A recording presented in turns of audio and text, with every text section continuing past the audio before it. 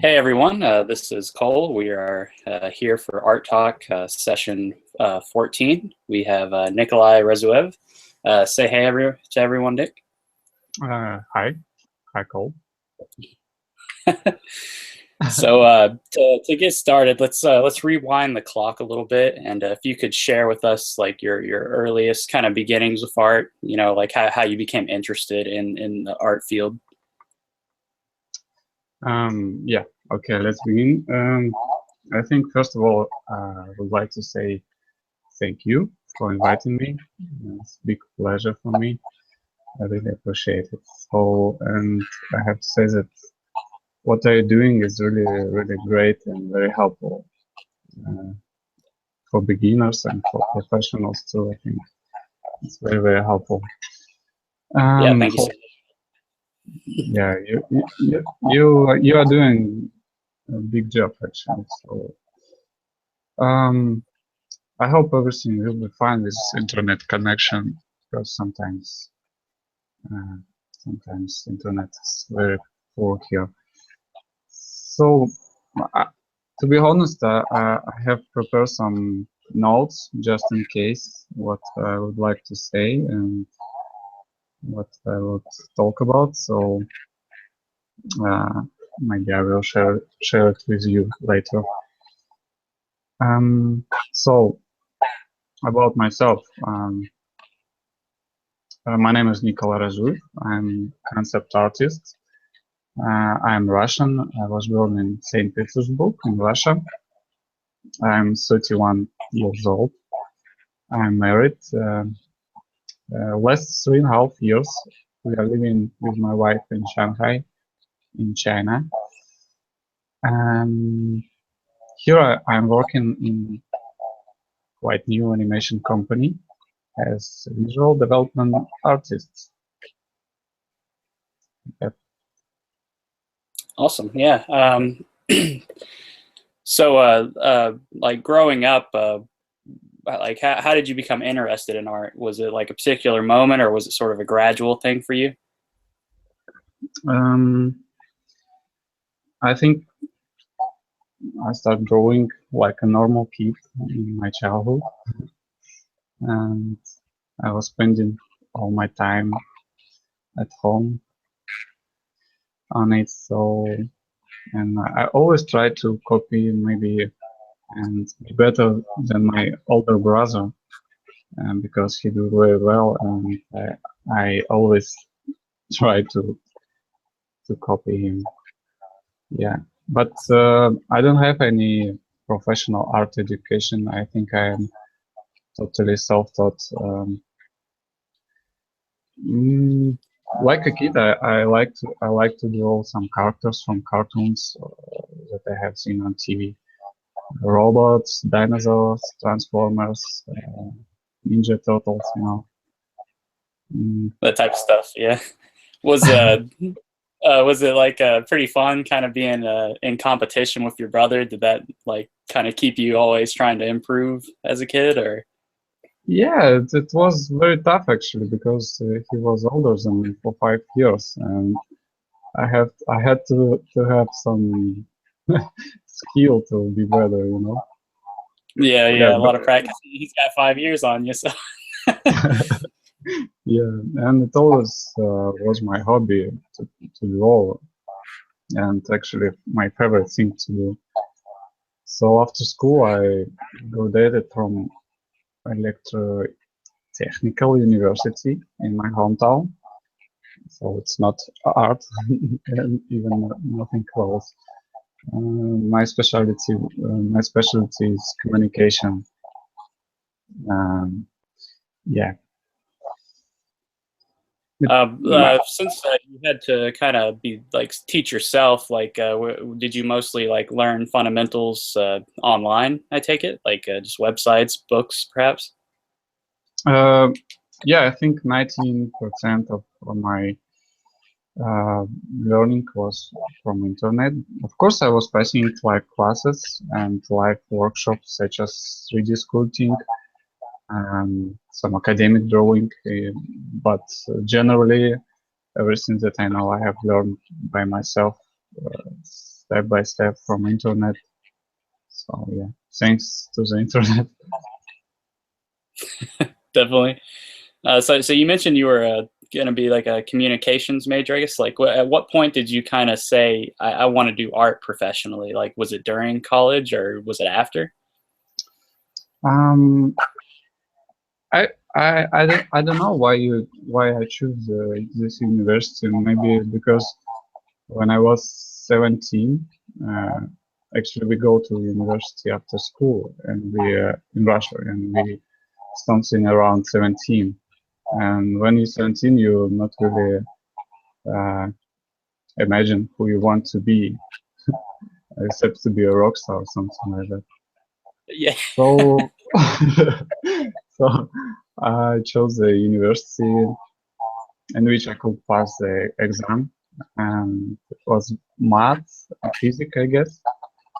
Um, yeah, and I think it's weak side of our education. Uh, when you're young, you're too dumb to make decision. You don't know who you are. But personally about me. Yeah, Gotcha. and Yeah. with 5 years at university were terribly complicated.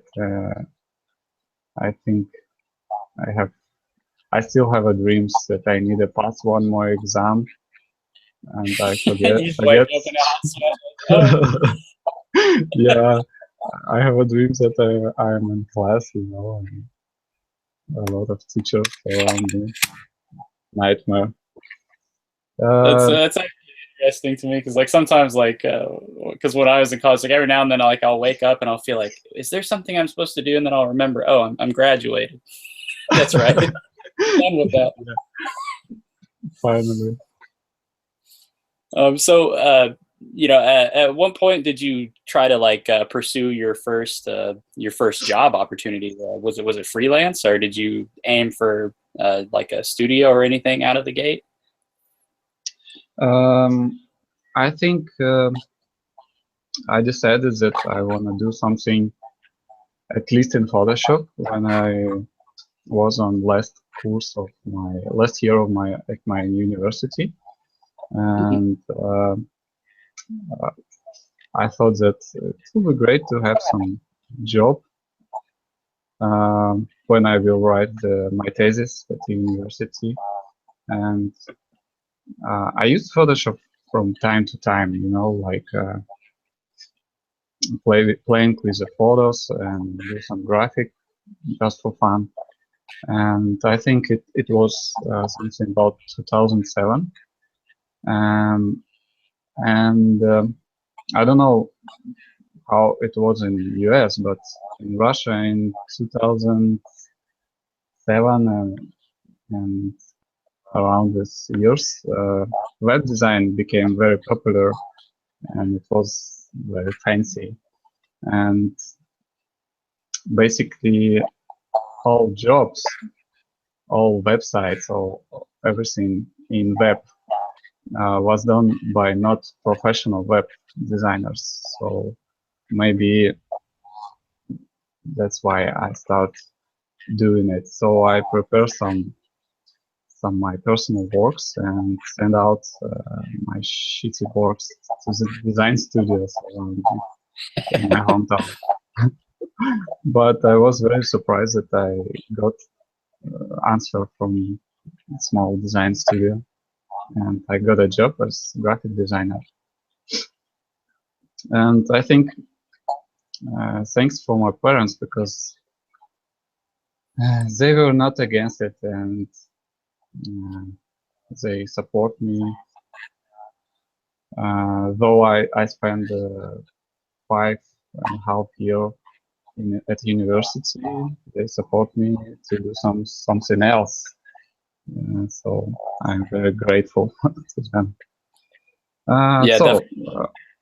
my first job, like I said, it was small graphic design studio, and I did the website, web illustration, graphic design, brand design, logo design, all this stuff.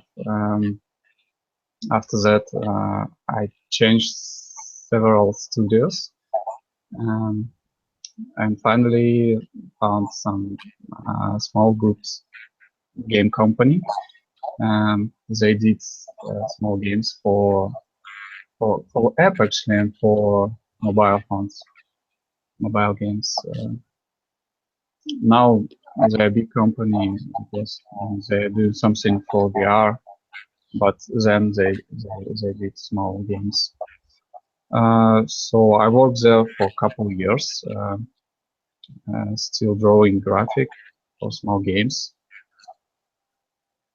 So was it like a subtle shift kind of from doing like pure graphic design work, like InDesign and stuff, and then kind of because you're working on those games, like a kind of like a transition into more like the illustration aspect of things?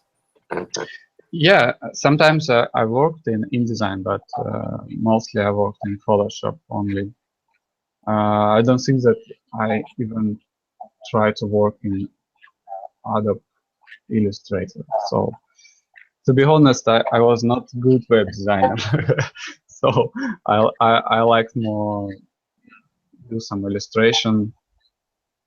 Yeah, And I can definitely relate because like I started as doing graphic design commissions because that's what I went to school for. So like I was doing InDesign, Illustrator, and Photoshop, and I was like, I like Photoshop and I like to paint, so I'm gonna try and shift gears. So I can definitely relate to you there.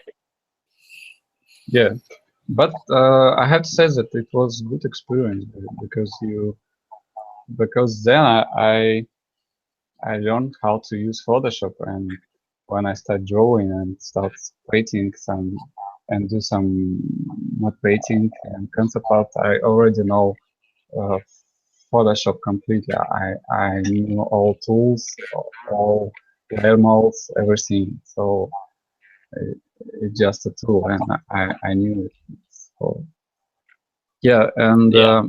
about my first job, uh, yeah, maybe I worked in this company maybe a couple years, and after I became a art director for 1 year, and after that we quit with my colleague, with my former colleague. We left the job and opened our own illustration studio, illustration design studio. Was And that exciting or pretty nerve wracking to kind of because like I imagine like being in a director position must have been pretty decent paycheck. um, it's I quit my job because I don't really like to do uh, web design. Yeah. This all small application uh, graphic. So I prefer do illustration, and then I like it the most. So we decided to quit and open our small business, and we start doing only illustration. And it was actually a really great level up for me because I stopped doing everything except illustration. So it was great. Yeah, it must have been very kind of liberating to just be able to just draw all the time and just focus on the area of it that you're really passionate about. Yeah, exactly. And when you in the team with same people as you know, they have a same passion to illustration. It's great. You learn a lot.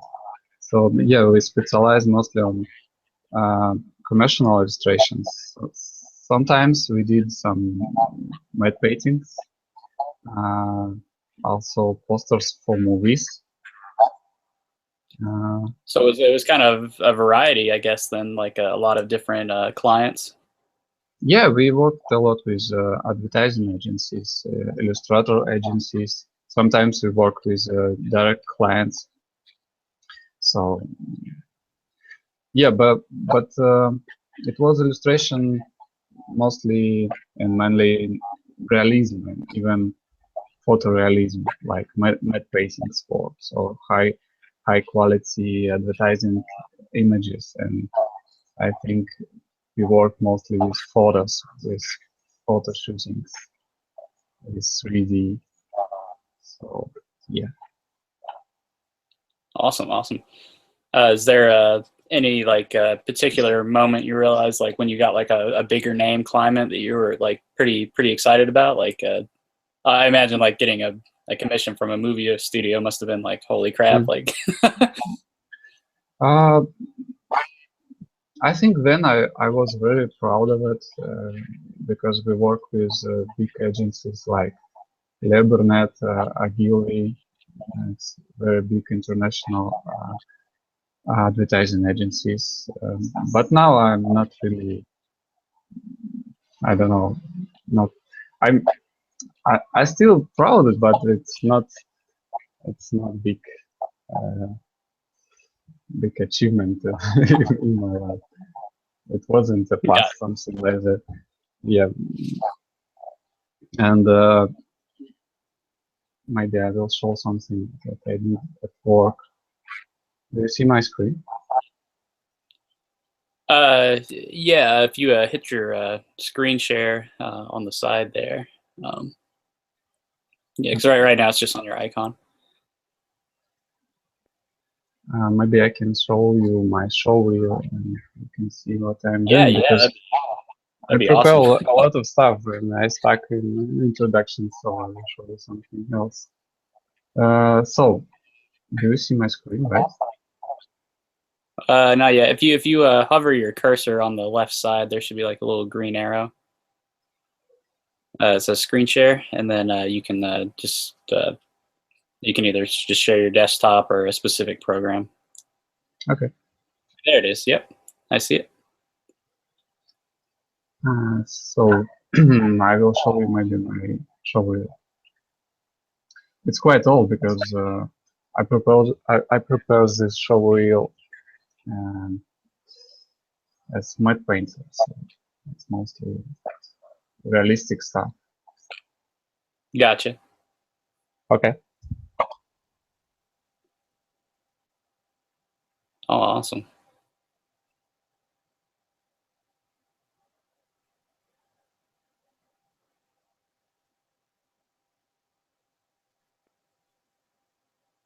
Yeah, that looks incredible. Is that like a blend of photo bashing there a little bit, and then just Yeah, a like lot. painting it over top? Yeah, these look incredible.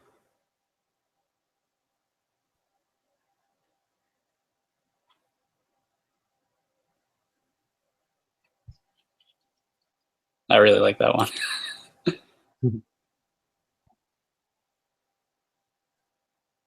So, how many hours like would you say you spend on pieces like this?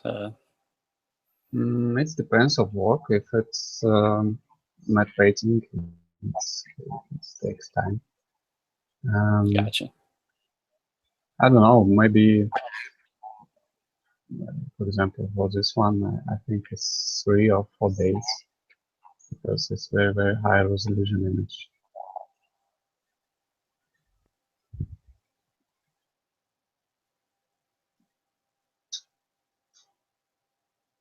Oh, that is amazing there.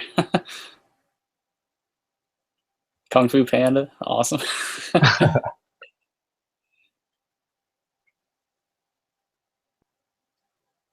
Yeah, it was a CG challenge on CG Society.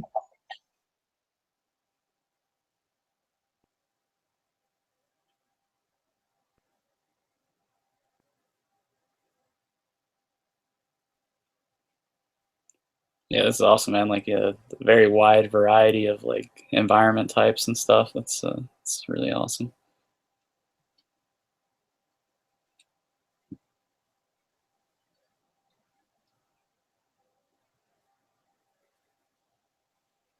So how large did the studio get? I mean, you said you started it with just you and your friend. Was it just you and him for a while, or did you guys start bringing on more people?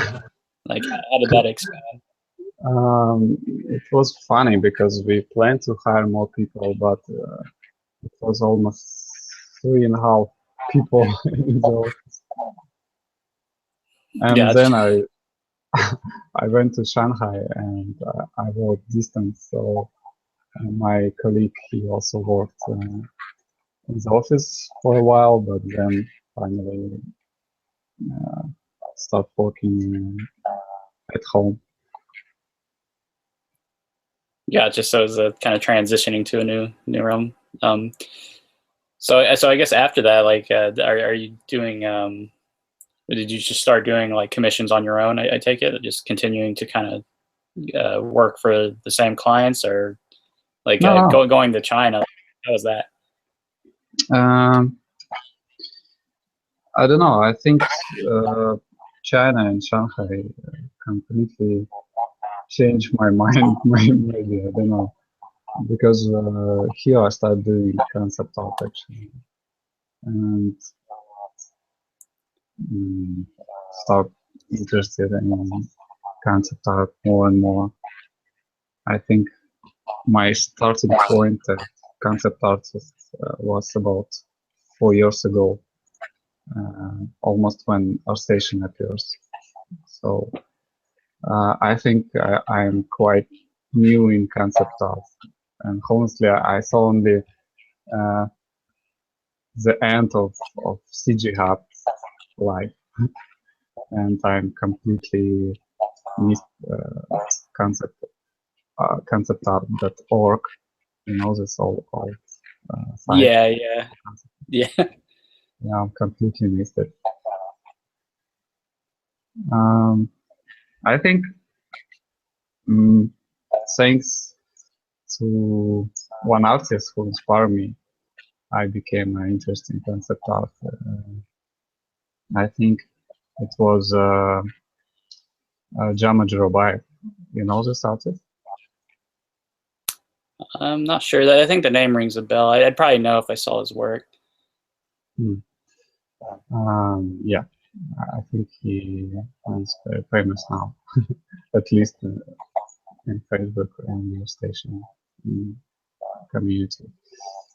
Yeah, I think So like seeing that, was that like the moment you wanted to like kind of move from matte painting and illustration and get into more concept designing? yes, exactly. And um, because we have a very similar background, he also speaks Russian. He studied at the university, something technical, I don't remember. Um, he also worked in web studio as me, and he was matte painter as me. And now he's a senior concept artist at ILM, so it's very motivating. Yeah. Yeah, I'm always follow what he is doing, posting on Facebook. And yeah, I'm very big fan of him. And a couple years ago, I had a chance to work with him when he worked in Framestore. I was a freelance concept artist for the project. And yeah, he's very, very friendly guy, a nice person. It must have been kind of neat to kind of meet the guy that kind of inspired you to kind of shift fields and actually do a project with him. Like, how was that experience? Was that pretty like full circle or? Yeah, I think Jama inspired me to be a concept artist, but before I was a big fan of matte painters such as Dylan Cole, Steven Messing, Andrew Valen, Yannick Dussault, all those names. I was a big fan of matte painting, and actually I use this matte painting techniques every day at work when I work with illustration. But I always want to do something crazy and really uh, cool design, all this stuff. And when I realized that the best matte painters also are concept artists at the same time, then I decided that I want to be not just an illustrator, just a painter. go to concept art deeply. Yeah, kind of get into the creative side of things a little more, like the design aspect. Yeah, I feel you, definitely. So, do you have anything coming up now, like any personal projects or anything, or are you just Yeah, mainly doing? Oh, okay, I awesome. have Yeah. I have prepared some old stuff that I did. Can you share with you? Do you see my screen? Right? Yep. Yep. I think this is one single image that I have found on my PC from my childhood. I hope my Awesome. parents you see this design. I always love like looking at pieces like that from like when you're little, and then you put them next to like what you can do now, and you're just like, holy crap! People told me that was amazing. Yeah, it happens every time. You do something, people told you, wow, it's amazing. But after a couple Now of you're years, just like you looking at realize it. that it's a piece of shit. Yeah. But yeah, it doesn't matter. It's just I think it's my first image. It's Yeah, I portfolio. love seeing this, man. Yeah, this is a pencil drawing when I was a teenager. Sorry for This small is resolution. That's all I could find. it looks good, man. Like that's better than probably what I was doing as a teenager. I This is choose the cool. best. I think you're the I choose the best. I think you're the first person to like give like a kind of like a the evolution of yourself, like skill wise. Like Yeah, this is yeah, really awesome. exactly. I try to prepare my images to show my evolution, something like that. I think this is my first Photoshop work. I played Mhm. with photos and layer blending modes. I guess it was Photoshop 7 or 8. To be honest, I thought when I started, I thought that Photoshop is software for photographers for working Yeah, with for working with photos, and I spent a lot of time of working with photos only. It yeah. When was I was in high school, I thought the same thing, and then like I saw people like with the tablet using it, and then I literally went to college, and I was like, I'll get a graphic design degree, and I'll learn Photoshop so that I can learn to yeah, eventually. Oh, that's cool. I like that. That's like the three dimensionality of it. Like, that's awesome, man. yeah, but it's totally 2D. And I didn't use Wacom tablet. I used mouse. I drew by mouse. Painted I by mean, that's mouse. a really impressive for using the mouse. I spent a lot of time on it. I imagine like a mouse is rough. Like that's what I started with, like in Illustrator and Photoshop was mouse before I got the tablet, and that was brutal. Yeah, Oh, but cool. but because I used the mouse for the first year, I know how to use all tools in Photoshop. Sparse, Yeah, selection, tool, everything. that's Yeah, the I main thing. think Like I'm learning like the photo editing tools because like the class I went was for graphic design, so they were teaching like photo editing and all like the toolbar and like crazy like ways to like do like clone stamps and stuff like that. And so like yeah, a lot yeah, of yeah, people don't necessarily get that information if they just jump in and get the program to paint. But yeah, having those tools like actually really speeds up the process, like having those down. yeah. And I think that's why when you buy some Gumroad on internet, you realize that it's only about technique sometimes, and you already know these tools, and you already know how to use it. And yeah, um, I think this illustration uh, was made in 2008, probably. Was this like It's your first like early like photo it, bashing kind of learning that type it's of thing? yeah, it's my first photo version exactly. But it's called now photo version. then it was just photo manipulation or photo collage. That's what they call it in my school. Yeah, photo collage and photo. That's awesome. Yeah. Yeah. This is also made by Mars. It's my first character, I guess, for mini games. Treasure travel. That's awesome. Yeah. It's also some characters. I guess it was brand character, and it's something like lunar calendar.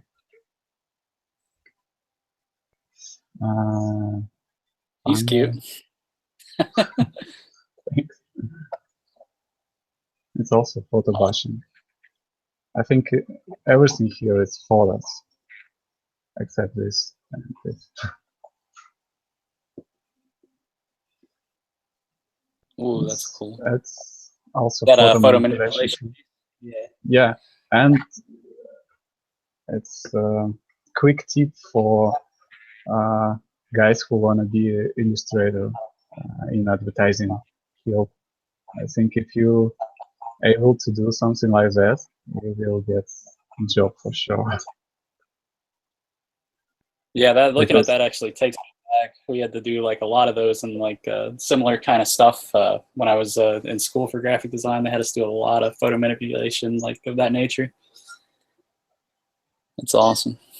yeah, I don't know why, but in advertising, people like to see splashes, water splashes, all this stuff. This is, I think, more illustrations and concept art because, again, I used a lot of photos and I didn't have a payment for this project. It was for free. Also, Just building a portfolio at that stage, I guess. yeah. And it was about Arctic exhibition. Arctic exhibition? No, Arctic. This is a design for games that I did. Is that when you were doing the mobile games? I take it. Yeah. And I did it maybe hundreds same games in web design. I think it's not necessary to show everything, but I did a lot. And in web illustration, it's very important to think about each pixels, And Yeah, how seen on the screen and whatnot. Yeah, and I tried a long time to be myself from this bad habit because when you do concept art, it's opposite. You should think about design and shapes, about moods, not about each pixel. I think this is my first digital painting on Wacom tablet, and I try painted by scratch without using photos, but finally on final step I add photos here and here on background on that time. I think this is one of my first my painting work. As I mentioned before, I was inspired by great net painters. Yeah, I try to copy style. Here, for example, I think I try to copy Dylan Cole. Oh wow! Yeah. It's so old work. It was a painting challenge on 3D Total, and I even won something. Oh, I really like that. That's awesome. When I start drawing, when I start painting, sometimes I study by works of professionals. For example, here I used as a reference concept art of Raphael Lacoste, and I grabbed some photos and try to do my paintings. And I think it's 2000. 2009? No, here's the date, 2011. Yeah, I grabbed all images from Russian art blog where I posted works. When I started working as independent as illustrator, I started to improve my 3D skills, and I was able to do renders like that. Was that a ZBrush or? No, I just download the 3D model and Oh, and Paint. Oh, gotcha. I learned how to use V-Ray in this example. This is my first speed painting. Awesome, yeah. Very cool brushwork. Starting to use more brush photo now, I take it. Yeah. I like that. It's really cool. I think, yeah, it's 2012.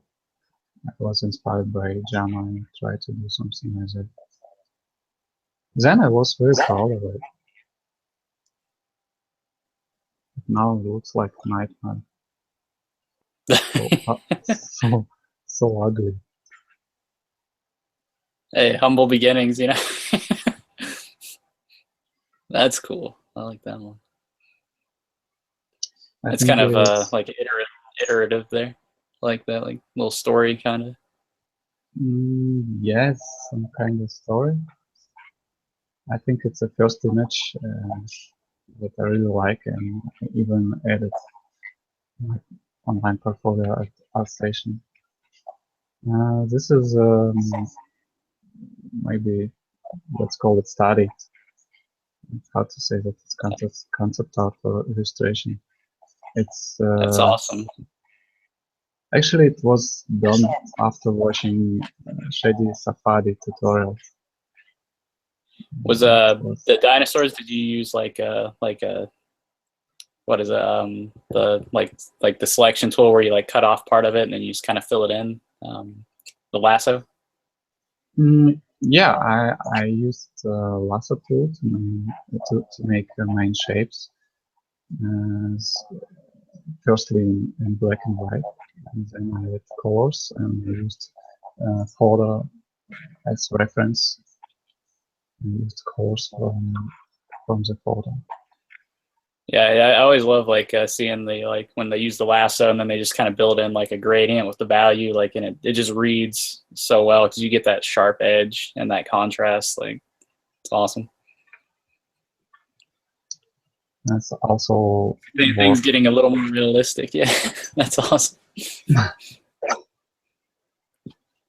Actually, these tutorials by Shady Safari was a big level up for me. And then I CG Hub and Artstation appears in my life. I started interested in concept art. It's digital painting, but I didn't have enough skills to finish it, and I used photos. Again, used matte painting techniques. This is I used here my own photo from Shanghai. It was sunset. It was very beautiful. I decided to do something what it can be in Shanghai after 100 years. Yeah, you're like, let's just put a nice sci-fi backdrop on this. Awesome. Yeah, actually, I designed here on the shapes of building and use photos for windows, for lights. This work, I really like this one. Like, it's got a nice blend of like paint and photo bash in it. Looks like it just feels good. Thanks. It was my painting work to the challenge on CG Society, and I got free course as of art for first place. Actually, awesome. It was a good deal because I got maybe three courses, and I passed it. And it was for free. So if you start doing something in concept art or matte painting, I highly recommend participate these challenges because it's a big chance to have a new work to your portfolio, and maybe you will win something and you get some free course. It's a good deal. Yeah, definitely. I'd say it's already its own reward just for the practice, but if they latch onto it and you win, like I mean, you know, there's publicity and then there's whatever the rewards are. Like that's yeah, definitely. Yeah, and you, I'd say you're in community already, and you learn Yeah, you from start people networking. around you. Yeah, You find, that I really like that. Cool. I think this online course was big level up for me. It was introduction to environment design for games and films with great Yes. artist Simon Scales. I highly recommend this course. Very good course. Yeah, that has like a just a really nice polish to it. So does oh wow. Yeah, this is really, really cool. Yeah, it's also matte painting challenge on CG Society. This is Did you just get like oh sorry, go ahead. yeah. Go ahead. I was just say, did you like just get like escalator steps from like a photo of like a mall or something and just like kind of bridge it in there? Or? Yeah, we all participate had to use photo as a base. It was a rule of this challenge. So I'm not remember what exactly was in this my paintings. Stairs, I guess, and maybe some uh, windows It's or just I don't know. it's very impressive because like I can't really tell like which parts are like photo and like which parts you just like rendered yourself. Like it's very well blended. Yeah, but as I mentioned before, I did realistic illustration before, and do something realistic was much easier for me than Mm. do some concept design. But Yeah, doing now, like stylized and stuff. Yeah. yeah, because you know how to use photos, you know the basic fundamentals design technologies, but mainly you use photos.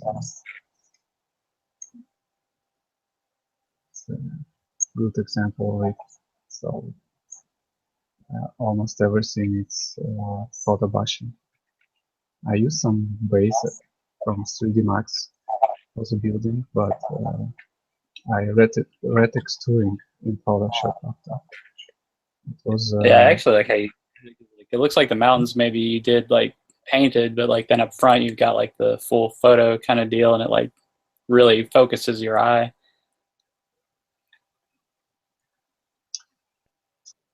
yeah. I not remember. It was illustration for event. It was printed as background for shooting something like that, for Russian company. Also, um, let's call it matte paintings, but it's not, of course. But it's more photorealistic stuff, not concept art. Um, one more level up for me. It was an online course, and it's homework from this course. It was 2 years ago. So it's this is my long way to concept art. Yeah, quite a Um, journey. I can show you what I did when I was illustrator. This is posters for the movies. Very realistic. This is illustrations for advertising. That's fun. Also did some posters for football games. I imagine your graphic design background was like very helpful kind of doing this type of work. I don't remember. I think graphic design is not my job. I did only Gotcha. illustration. Yeah. I have prepared some process if you're interested how I Yeah. do the study.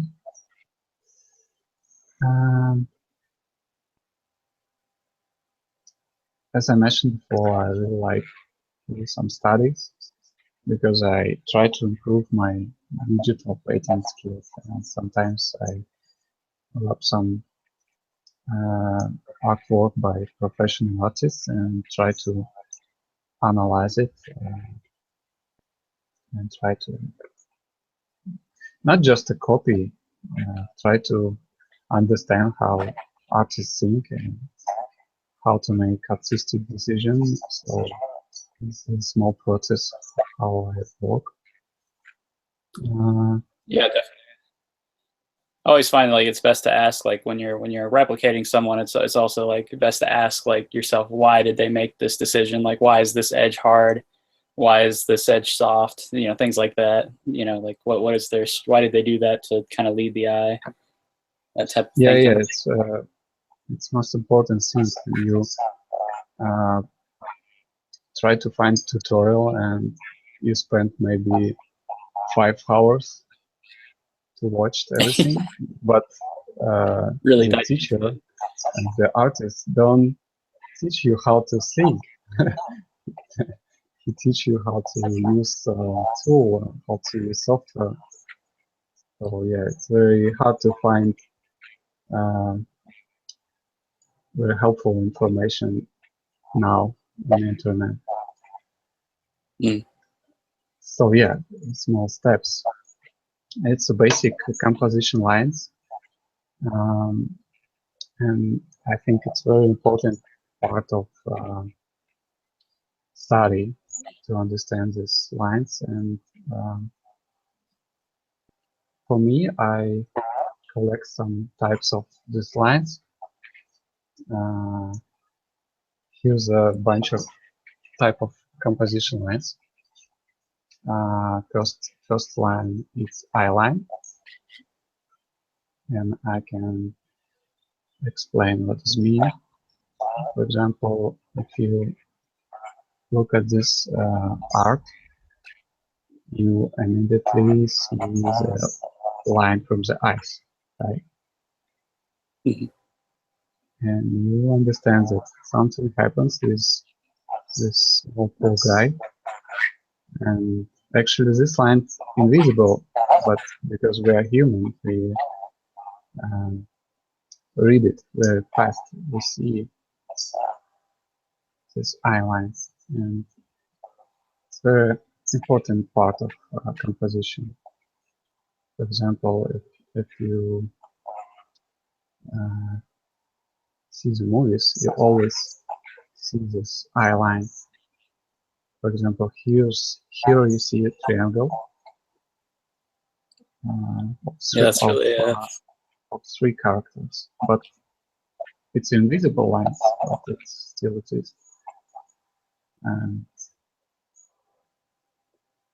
here you see all lines targeting this guy. Sometimes these eye lines target on something, and sometimes they tell the story that something happens not in the frame, like here. Yeah, it's amazing how much information you get just by like thinking about the line of sight. Like I'm always so focused on like the perspective, like finding my horizon and my observer's like viewpoint that I hadn't really thought about that as much. Like especially in that last one with the trophy. Like if you look at the guy on the border of the picture, like he really kind of like tells the narrative because like he's looking dead at that trophy. You know, it like really kind of everything is like aiming center, so it's like the center focal of the composition. Like that's actually really awesome, really interesting. Yeah, and it's very funny how human's brain works, because, for example, this guy, you even don't see the eyes, but you can read it. His eye direction, you see the eye lines. Yeah. So the second line, it's fourth line. It's a very obvious lines. It's contrast lines, perspective lines, or lights. For example, um, ray of lights. And I will show you some examples. This is art, traditional art. So, do you see my mouse? Yeah, I can see it. Yeah, maybe I can open it in Photoshop to be much easier.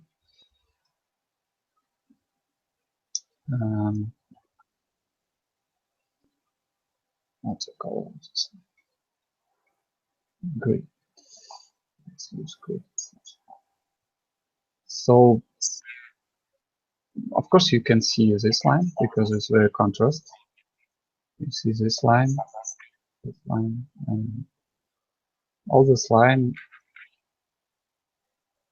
They have a one focal point here. Even the clowns. Yeah. They have a lines. So it's very simple, but it works pretty well. And examples from the movies, like here, you clearly read the perspective of the building, right? And probably focal point, it's this guy. Can read perspective everywhere, and even here. Maybe this contrast line helps, but the main line is perspective. It was kind of neat to see like them place that roof back there, like where it's got the snow on it with the white. So like you do get that kind of sharp, direct point to the focal. Like even though like I mean the perspective's already all going toward him, but like it was just kind of neat to give him like because like his clothes are black too, so it just like helps him pop. Yeah, perspective is most powerful, I think. Composition lines, also contrast lines is very powerful. Like here, it's very contrast, and it's obvious that the focal point is sky. It's very easy to read. But sometimes these lines they show not only one focal point, they can lead your eye through the canvas, through the image. For example, here you have eye line here, right? And this Yeah, they kind of island lead helps. you Yeah, get all the exactly. information. This island closed, and the contrast lines, they help you targeting of something. I think the focal point is not the faces. I think the focal point is letters, and these lines help you to find this focal point. Yeah. Also very important to think about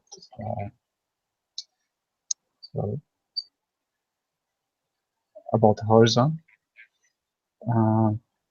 For example, here, you see the field, and you know that the eye view always on the horizon, and the artist, I think, chooses horizontal line in the middle of the body because he wanted to show something, right? Maybe your kid just sitting on the you're like laying down, and so he's like a little closer. Yeah. Yeah, maybe you just watching. Maybe you also have to work, but you have some rest. And so this line tells something and helps to tell the story too. And for example, here you don't see the horizontal line, but you can understand that someone try to hide or something like Yeah, that. you've got your observers kind of looking up at an angle at these guys walking by. So he's definitely like, his eye line is definitely below them. Yeah, when you use horizontal line lower, it helps to show power of main character. It's a good example. It's view from above and also helps tell the story. And this is a good example.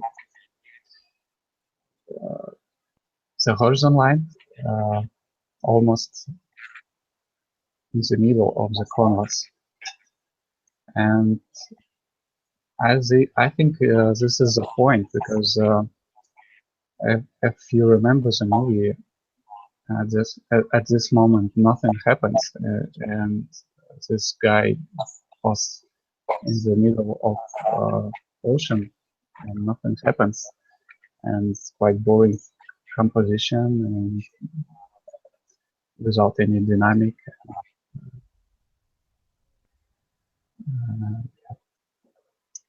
So next one, it's gesture line. It's also one of composition lines. For example, here, gesture it's line of the body actually, and for example, Sort of your energy, your momentum lines. Yeah. Yeah, the lines of body exactly. And here it's like that. Here. And you see the circle. It helps to pull your eye in the compass. So it's very useful and very helpful. For example, here. Yeah, you can like really understand like they're kind of like running around and following each other through the woods there. Like you can kind of get a sense of their movement. Yeah, sense of movement because I love those straight lines you put on him because of the tension. Like he's like made himself solid, whereas those things are kind of loose and like lingering around him, yeah, where he's like put up his barrier, like hey. Yeah, and this line very dynamic, very curved line, and this guy is very straight, and it's like a contrast between among these lines. One more example, for example, this one. Here's very colorful lines everywhere. Got like a nice S line in the middle. It's like a lot of curved lines, and they helps you travel around this canvas again and again. It's like a circle, again and again and again and again and again. It's very funny.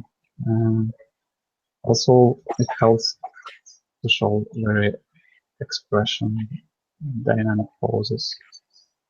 And they have a 3 direction.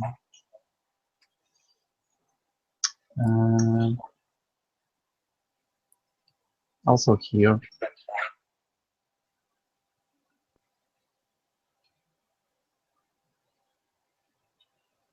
this lines looks like a circle. And contrast lines also helps to be in the canvas. Here, for example, almost everybody, they aim to the king.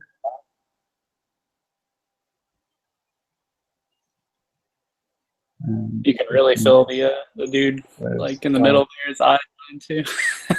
Yeah.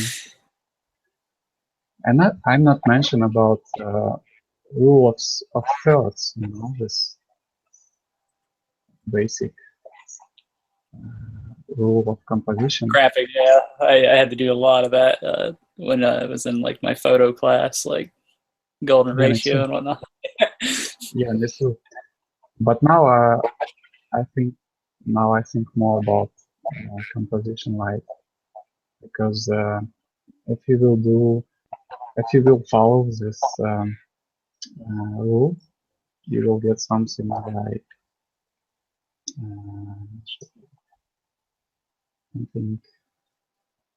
something stupid, like in my old works, something like that. I think even if you put the character in this points, it's not really helps. I think you have to think about all lines, and you have to think about composition in general, and keep in mind about colors, volumes, shapes, everything. So I think rule of thirds, it's very, very basic.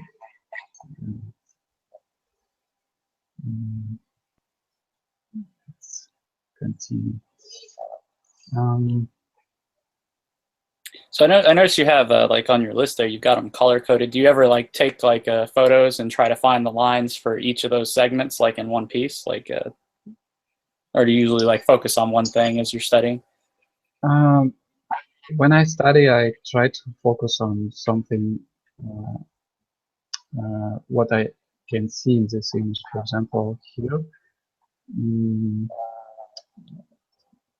what I would like to study, right? Maybe I would like to study shapes. Maybe I want to study colors. Maybe I want to study composition. Maybe I want to study, I don't know, stylizing, design. So it depends on study. But for example, in this example, I try to exaggerate the gesture of trees, try to find this composition lines that lead your eye. For example, if you open this image, these lines,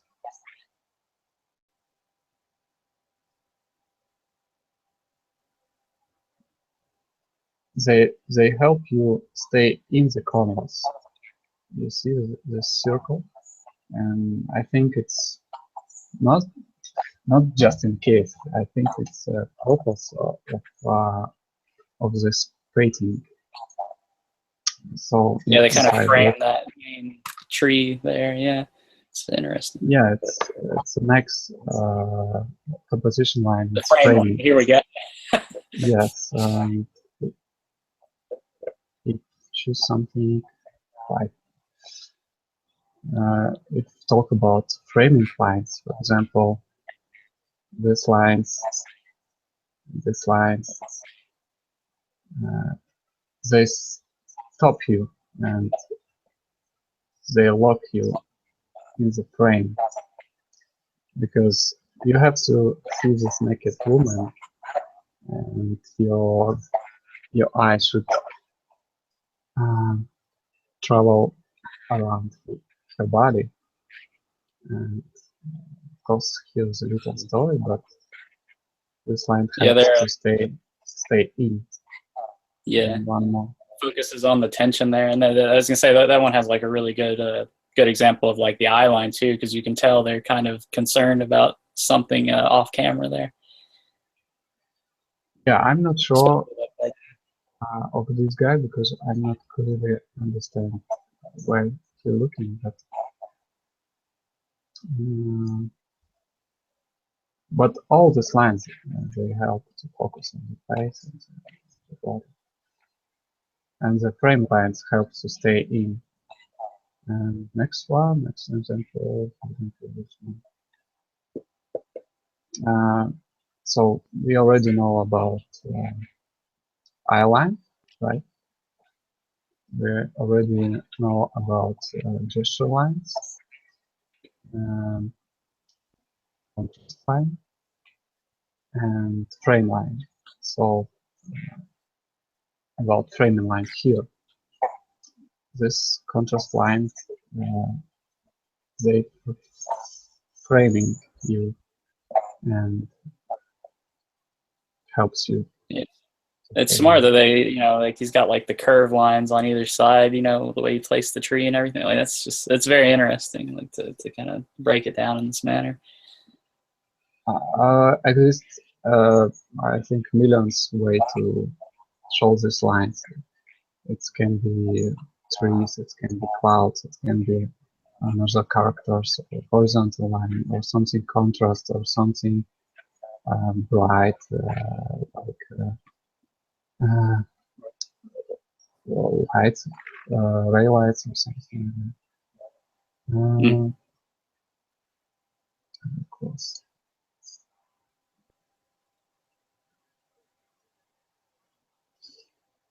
This is very, very obvious framing. So it's very, very easy to read. One more framing line. Everything helps you stay in. Even this small lines, they help you travel in this canvas.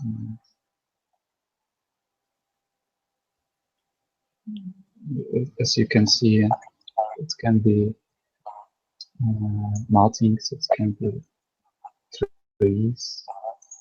Yeah. It looks like you kind of used the value there too, like with the edges are kind of darkened out too to kind of help keep you in the middle as well, as those curve lines on the the borders.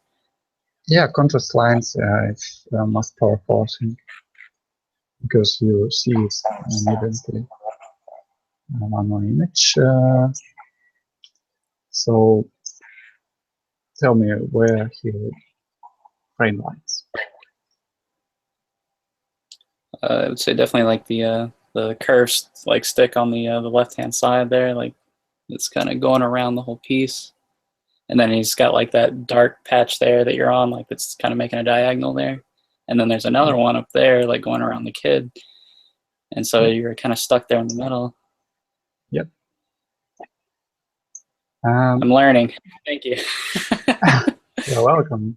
So when I start to understand this composition lines, it helps me to analyze, to observe the art, and yeah, I've never seen like a quite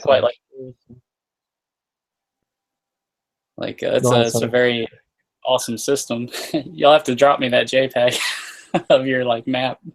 That's awesome. Yeah, and when I do the study, I try to analyze it, and because it will be helpful in the future when you will draw your own painting. For example, here, this is already framing. This lines helps to stay in these lines. And here's a lot of eye lines, a lot of gesture lines. It's very complicated image. Yeah, you've got that guy looking off sides, and then the three over there that are kind of looking dead center. As he's kind of it looks like you can, even though you can't see his eyes, you really get a sense of his direction, where he's looking. Yeah, yeah, and all small details, they have purpose. Everything helps to stay in, It's crazy if you start to think about how artists paint. It's very crazy. This example from the movie. Oh yeah, This The line Revenant. stop your eye. You see, and you have frame like this, and this fourth line. This is the fourth line. Of course, here exists some rule of thirds, but simple eye see the image in general. When we see world around us, we don't see the rule of thirds, right? We have very wide view, and it's every time moves. We read the lines, we read the perspective, we read the color contrast, everything, and that's how I analyze.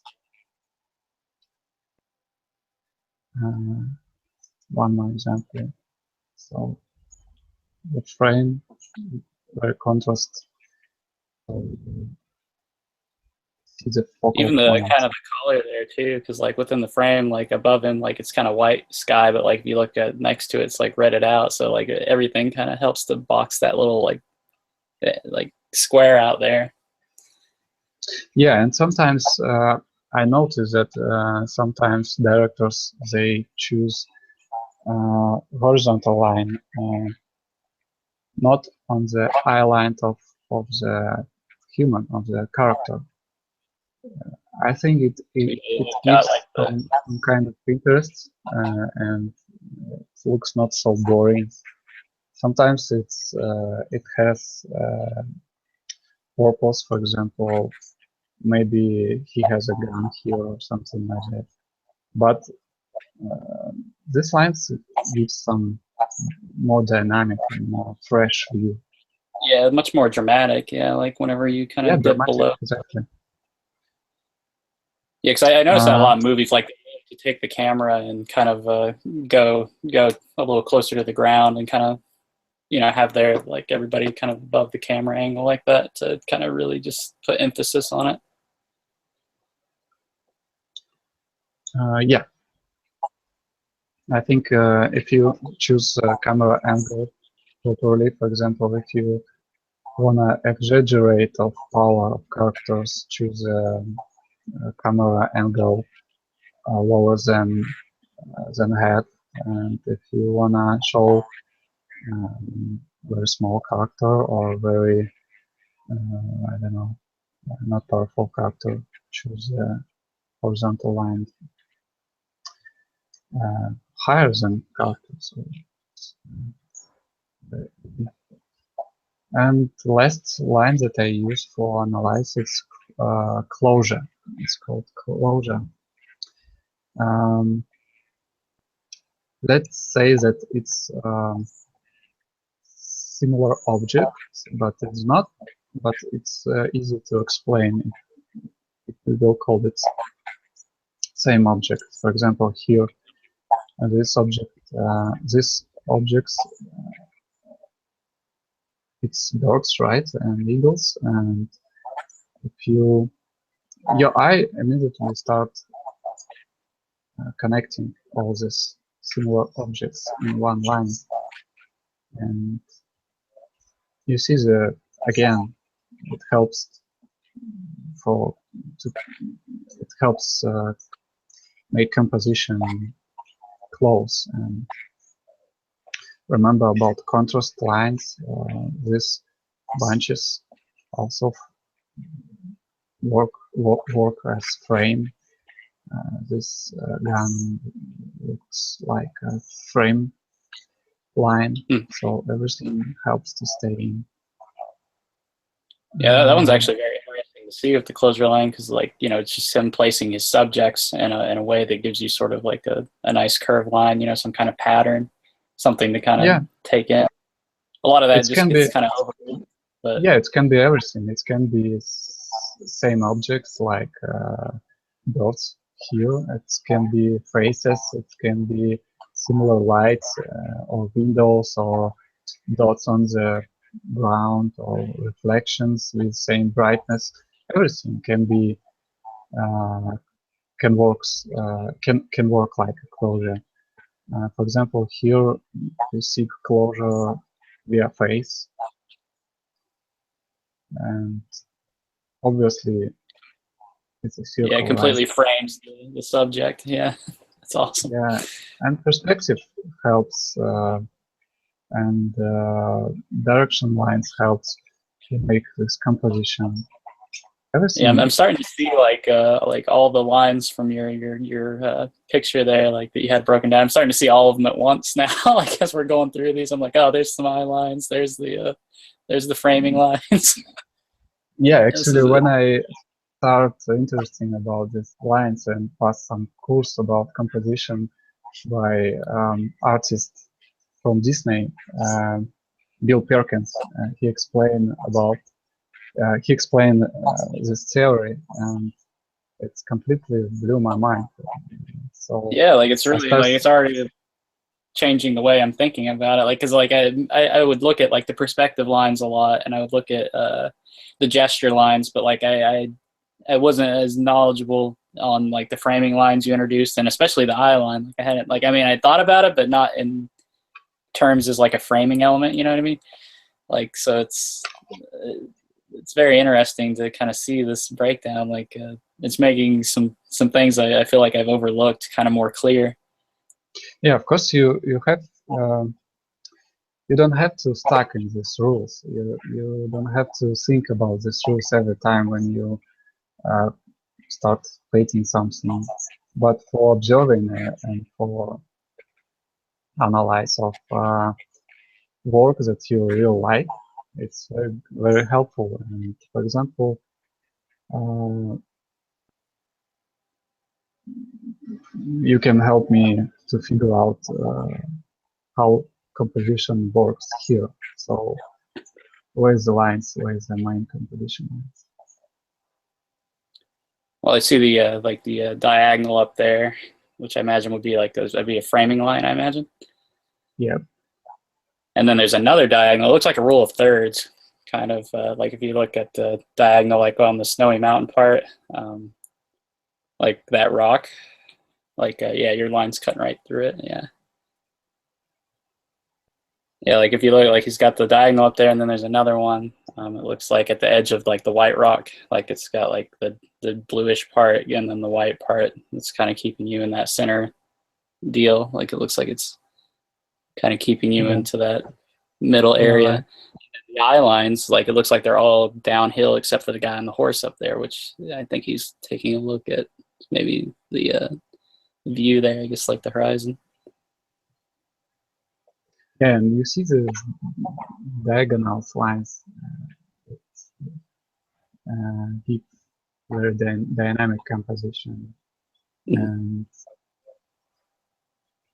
but actually, here's a very good example of closure. So you see this guy, and this guy, and this guy. Actually, it's the same character. It's the same person. And the artists try to show the dynamic and this closure, this movement by painting same characters. So even the face, you see, it's the same face.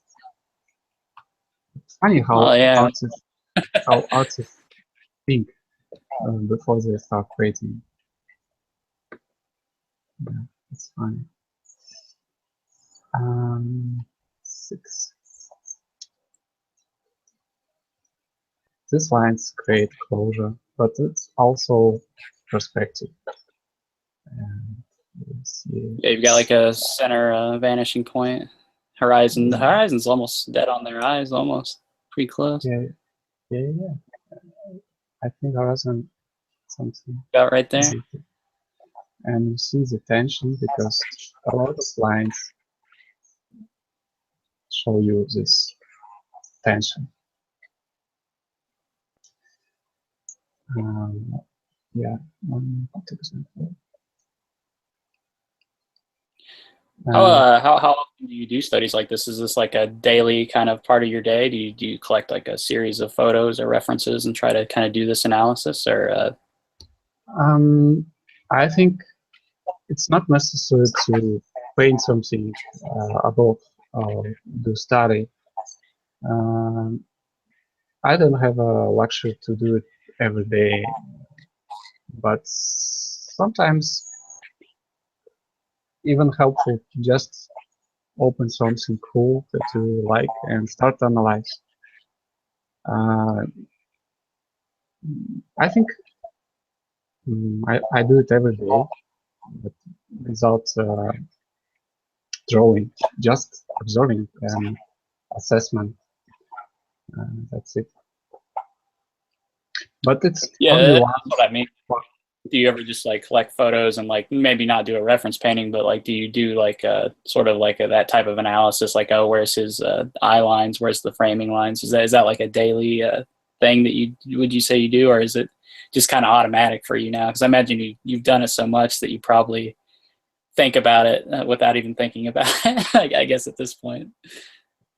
Yeah, but the composition lines, it's only one part of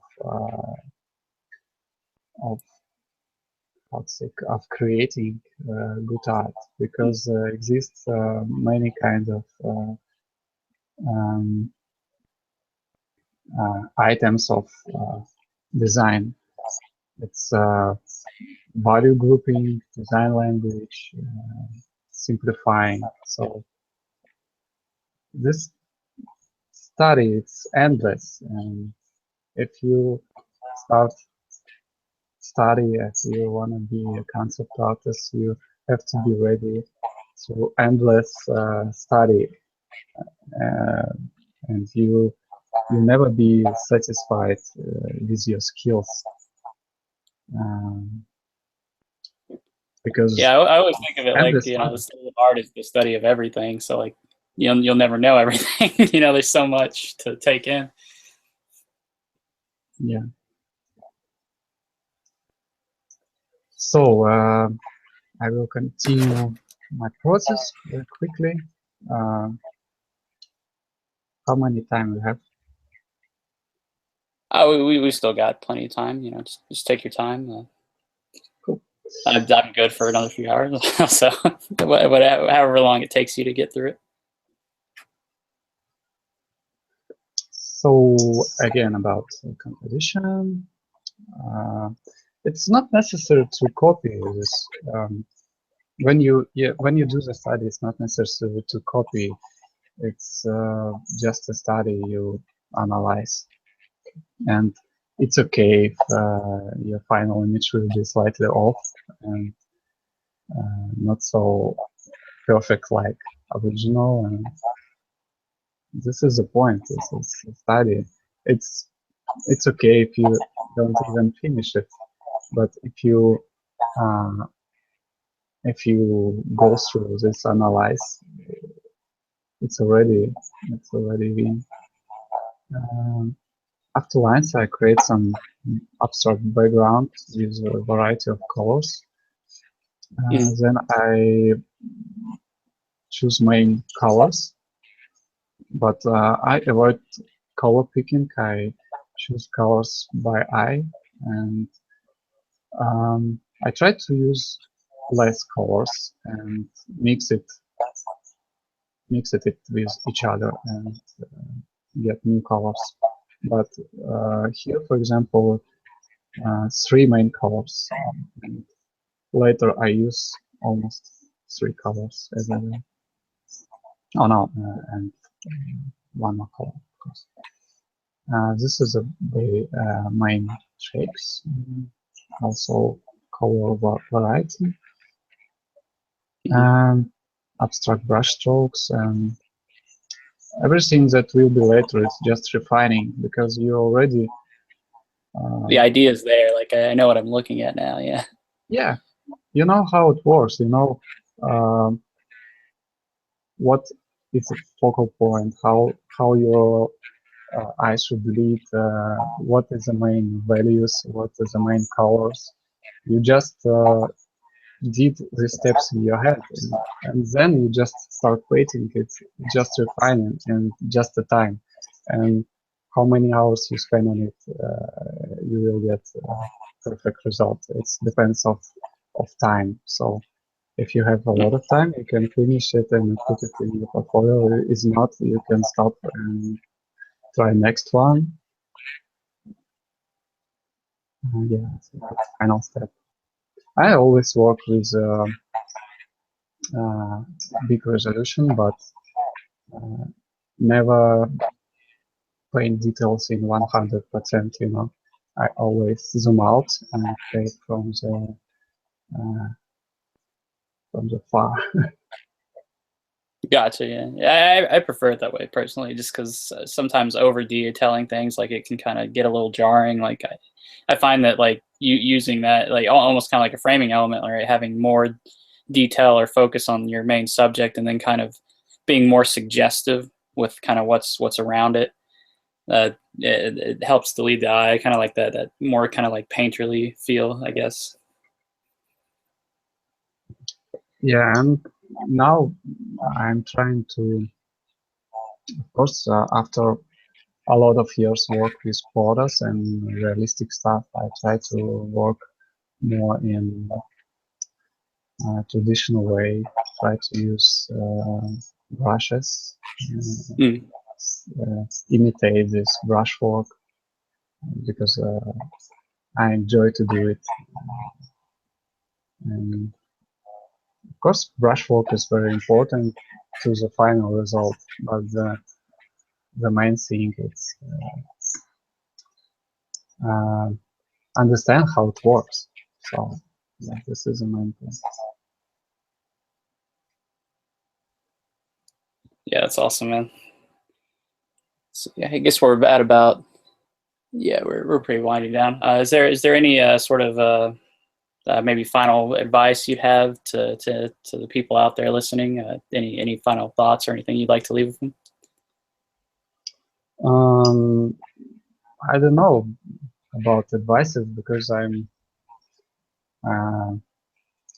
I can't say that I'm super experienced and super professional guy, but what I can say it's just do what you like. Feel free to change your job if you don't like it, and even if you spend a lot of time for education in one area, you can change your work. It depends of your motivation because I don't know. Have you seen the movie Whiplash with by director uh, Damien Chazelle? What was the name again? Whiplash. It's about Yeah, Whiplash. Yeah, I love Whiplash. Yeah. yeah, it's about drummer. So I think all good artists they something like that. They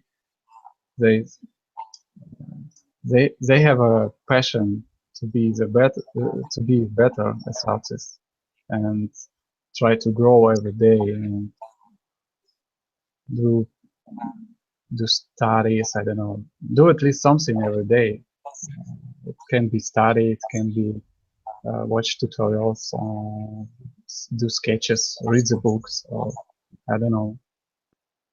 So yeah, and now we have a lot of talented concept artists, as you can see in Artstation, and it seems that exists a very big competition, but it's not. It's enough work for everyone, and we have only one opponent in your life, and it's only one enemy. It's your laziness. And if you try to win your laziness every day, you will have good job, great project opportunities, and etc. So try to win your laziness and try to be better every day. This is my main advice. Maintain that drive. It's actually funny you bring up that movie because like every now and then, whenever I'm kind of like I need like a little motivation like boost, like I'll watch that and then I'll be like, all right, let's get going. I think the motivation is very important. I think it's more important than talent or your skills. uh, because for example, if compare with sport, of course, art, it's not a sport, it's not the game. It's impossible to find the best, but it's a good example of motivation. For example, basketball players, you know, Michael Jordan, right? Mm. And he is not really tall. He's less than 2 meters, but he is the best because he had a lot of motivation to grow every day to be the best. And yeah, but I have to say that he terrible as baseball player. But Yeah. the same with art. It's okay if you good concept artist and you do character design and you terrible in environment design. It depends how many times you spend on it. So it's impossible to do everything because it's very long way to learn everything. I think maybe you will when you will old, you can say that okay, I tried to do everything, but it's impossible to be successful in all fields of art. Yeah. I think that's something definitely to like keep in your mind. And then, you know, I'm glad you kind of bring that because I think a lot of it does boil down to just your willpower. You know, does your will outweigh, you know, your laziness? Like, and I think it's definitely something a lot of people struggle with, and you have to be honest with yourself about, you know. But yeah, thank you Yeah, so much, Nikolay, for coming on and you know, especially like going over the like all the lines and everything, like the composition stuff, like that was very helpful for me. So just on a personal note, I'd like to thank you for that. oh, Uh, okay. You're yeah, welcome. it's been really awesome. But Thanks. yeah, so thanks again, Nick. Yeah, we'll catch you all next time. Yeah,